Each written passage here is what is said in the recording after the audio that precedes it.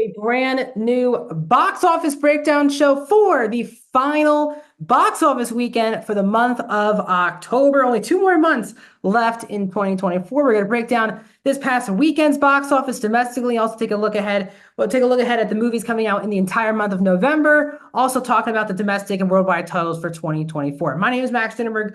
Welcome back to Max Talks Movies. If you're new to the channel, please hit that subscribe button and ring that bell for notifications. I do this show every single Tuesday. I also do other movie reviews, TV show reviews, out-of-theater reactions, and movie franchise rankings. Stay tuned for the end of this video where you'll find out the upcoming videos on the channel. Comment down below. What are your thoughts on the box office? What did you see this past weekend? What are you going to see in the month of November? Let me know in the comment section down below. And also, please like the video. So a lot to talk about today. So let's get into the box office show.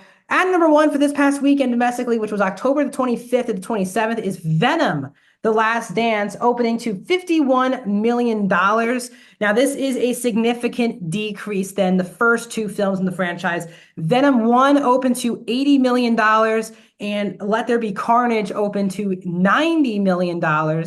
Last Dance opening $40 million below the last film and $30 million before the second place finisher for the franchise. But this movie is kicking a lot of ass overseas. So again, this is very similar to Fast and Furious, where it does very solid numbers domestically, but really dominates overseas. And Venom did over $40 million in China this past weekend.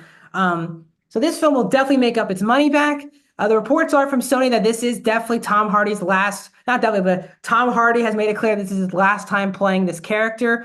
We will see. Obviously, this is a much bigger success than Morbius and Madam Web. And Sony will finish the year in December with Kraven the Hunter. So it'll give them a really good chance to evaluate their Spider-Man adjacent films and see where they are with those films.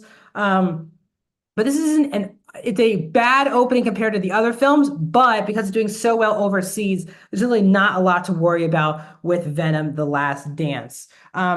In second place in its second weekend is Smile 2, decreasing 59% in its second weekend, grossing $9.5 million up to $40 domestically. It does not seem like that this movie will be able to hit the $100 million plateau that the first Smile was able to get. So if it's unable to reach $100 million like the first Smile, I'm not sure Paramount will continue and make a third movie. Usually when there's so much buzz from a first movie, you expect the second one, especially with a more famous actress, to dominate more. There isn't a lot of buzz with this movie anymore, and a lot of people who've seen it really like it. It doesn't seem like people care too much about Smile. We'll see if the Halloween, with it being Halloween this weekend and no major movies hitting theaters, we'll see if Smile 2 can dominate if people want to get their Halloween craze on by watching Smile 2, which is right now, this last weekend, the biggest horror movie out, that and Terrifier 3. As we keep things moving, coming up to number 3 this week is The Wild Robot, which has already been on digital for over a week, but only dropped 33% in its 5th weekend.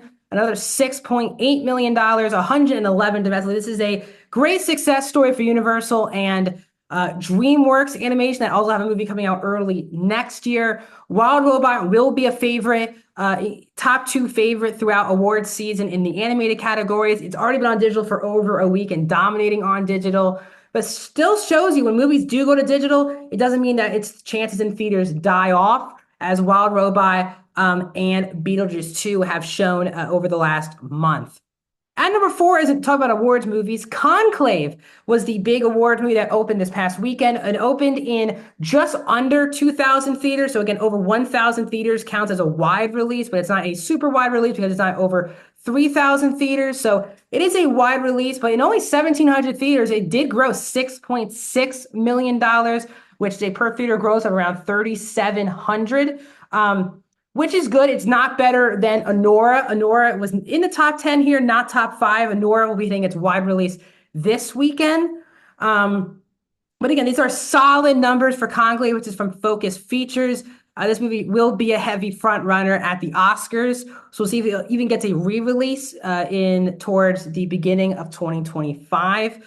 Wrapping up the top 5 from A24 is We Live in Time. Its third weekend grossing plus 15%. It was in it was over 1,000 theaters, but now it's basically at 3,000 theaters. It opened in 2,000 more theaters this past weekend, and it grossed 4.8 million, 11.7 million. This movie is doing very solid. Again, low budget film. People clearly care about these actors. This is a movie that I think, other than the actors, will be a non-factor in award season. Moving on to the domestic numbers this year, Inside Out 2 at number 1, Deadpool and Wolverine at 2, Despicable Me 4 is at 3, Beetlejuice at 4, Doom Part 2 at 5, Twisters at 6, Godzilla Kong the New Empire at 7, Kung Fu Panda 4 at 8, Bad Boys Ride or Die at 9, and Kingdom of the Planet of the Apes is at 10. Domestic is the United States and Canada. We look at the worldwide movies so far this year. Inside Out 2 at number 1, Deadpool and Wolverine at number 2. Again, worldwide is international and domestic combined.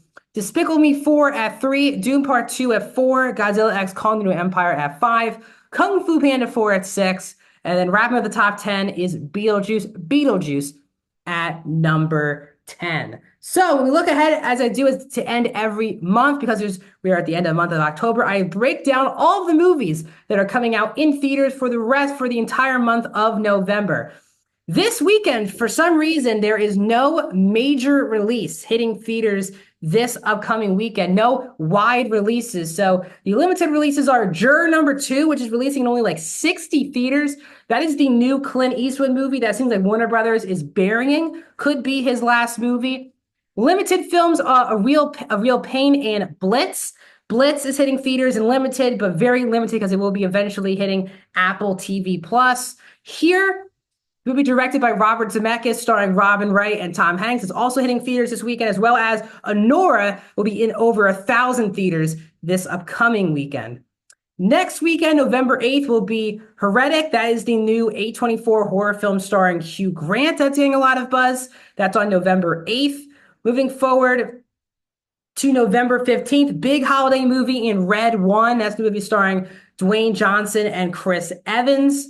That's been getting a lot of trailers. Thanksgiving, as always, is a big holiday for movies, and 3 huge movies are hitting theaters on Thanksgiving week. November 22nd, it will be Gladiator 2 and Wicked.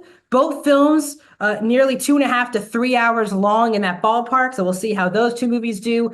And then November 27th will be Moana 2. So Thanksgiving will have a big 3 movies hitting theaters. A little slow to begin the month, but we're closing out with a bang. Upcoming videos here on the channel. Yesterday, you got my spoiler review of The Penguin and my out-of-theater reaction to Conclave.